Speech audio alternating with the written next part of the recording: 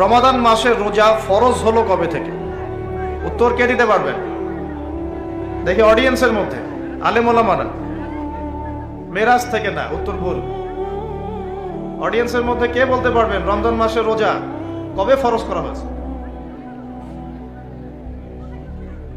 আজকে বাংলাদেশের সাথে কে ক্রিকেট খেললো?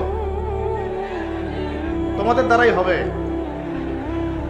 তোমাদের দ্বারাই দেশ এবং জাতির ভবিষ্যৎ নির্মিত হবে ইনশাআল্লাহ, তাই না ভাই? আল্লাহ মাফ করুক। এই হচ্ছে বাস্তবতা, এগুলোই বাস্তবতা। মাঝে মাঝে আমি একটু ফুটিয়ে তোলার চেষ্টা করি আর কি। আল্লাহ রাব্বুল আলামিন আমাদেরকে যে পুরো জীবন দিয়েছেন, এই জীবনের মধ্যে যৌবন যত গুরুত্বপূর্ণ, আমাদের পুরো বছরের মধ্যে রমজান মাস কিন্তু তার চাইতে বেশি গুরুত্বপূর্ণ। রমাদানের সওম ফরজ হয়েছে দ্বিতীয় হিজরিতে। কত হিজরি ভাই? দ্বিতীয় হিজরি আবার কি?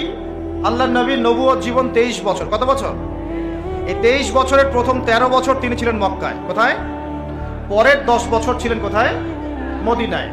এই যে মদিনায় হিজরত করলেন তিনি, হিজরত মানে স্থানান্তরিত হলেন।